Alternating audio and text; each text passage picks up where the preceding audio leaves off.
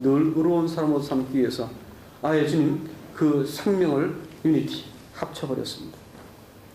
교회는요 유니티라 유니티 아십니까? 유니티 그리스도와 한 유니티 몸된 것입니다.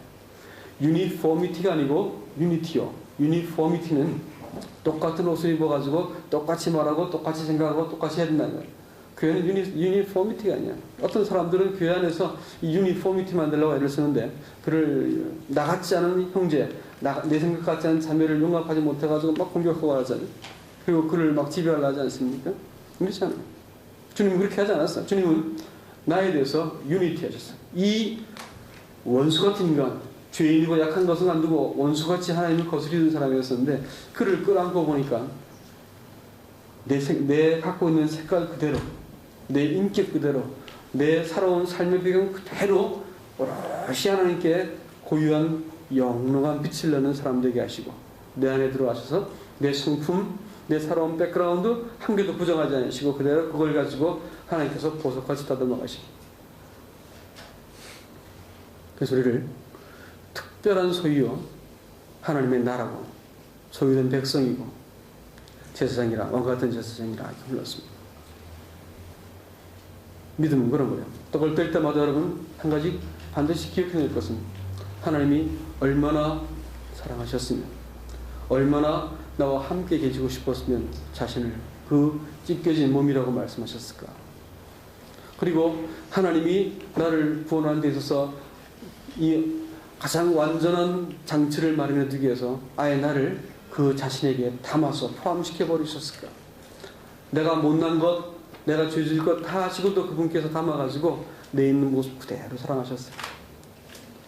죄를 나로부터 떨궈내기 위해서 죄가 나를 지배하는 관계를 끊어주기 위해서 하나님의 아들이 나를 껴안고 죽음을 대신 죽어주신 거예요. 그러고 보니까 내가 이 땅을 잠시 살면서 죄에게 농락당하지 않게 만들어주셨고 이러고 보니까 내가 하나님 설 때마다 거룩함으로 서게 만들었는데 문제는 다른 사람 보는 눈이야. 교회에 참 별별 희한한 사람들 다 모여있지 않습니까? 연구 대상 이해가 안 돼. 저 인간은 두고두고 봐도 왜 저렇게 이해가 안 되는 인간들이 꼭 있어. 딴 사람 볼 때 나도 그런 사람이겠지. 근데 피체가 그런 거야. 자기 생각 자기 틀 속에는 저 인간 용납이 안 되고 이해가 안 되는 인간들이 꼭 있더라니까. 목회 30년 동안 사람들 섬기다 보니까 정말 지금도 미스테리 이해 안 되는 사람들이 있었다. 근데 내가 하나님 앞에서 하나님 나를 죄랑 분리해서 나를 봐주셨기 때문에 내가 나 같은 인간이 하나님께 용납받았으면 내가 그 사람 바라볼 때 그 사람의 저 깨어진 인격 경우 없는 행동 저 죄 그야말로 맨 얼굴 가지고는 마주대하고 싶지 않은 저 사람들을 저걸 바라볼 때 그야말로 피하고 싶고 공격하고 싶고 내가 응징하고 싶은 마음이 들지만 하나님 나를 대하시는 똑같은 방법으로 그 사람 보면서 죄하고 그 사람 자체를 분리해서 보기 시작합니다. 죄는 미워도 그 사람을 사랑할 수 있게 되어지고 우리가 우리의 죄를 용서한 것 같이 우리의 죄를 용서해 주옵시고 이렇게 말씀했잖아요. 아시겠어요? 이 말씀은 우리가 우리에게 죄 지은 자를 용서한 만큼 우리의 죄를 용서해 주옵시고 하면 다 지울 겁니다.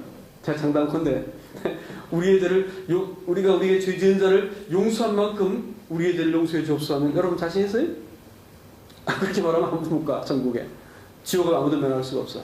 근데 이 원리를 말씀해줬어요. 우리가 우리에게 죄 지은 자를 우리가 용서한 것 가치라고 했으니까 원리입니다. 그 원리가 뭘까요? 방금 드린 그거예요. 하나님 나를 대하실 때 죄하고 나를 따로 보시고 나를 사랑하실 때 죄는 미워하셨어요. 그래서 그 죄를 하나님 해결하기 위해서 자기 몸을 던져서라도 나를 사랑하기 위해서 그런 선택하셨다. 그렇다면 오늘 우리가 만나는 이 공동체 교회 안에서 사람들을 대할 때 어떻게 대할까요? 똑같은 방법입니다. 그 원리가 아니면 우리는 구원받을 수 없는데 죄와 사람을 따라보세요. 따라보면 됩니다.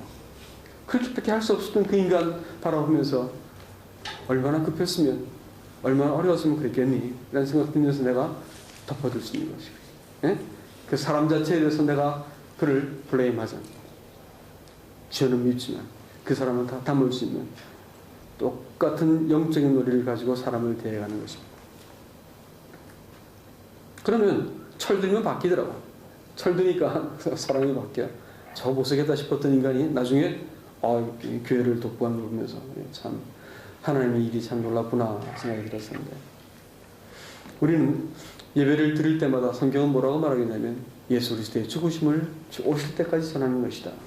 우리 주님의 죽으심이 갖고 있는 표현할 수 없을 만큼 깊이 있는, 하나님이 사람을 용납하여 받으신 사실이 다른 사람들에게도 전해지는 것이 뭘 통해서라고? 예배를 통해서. 그 떡 먹는다고 배부르겠어? 그 잔 마신다고 취하겠어?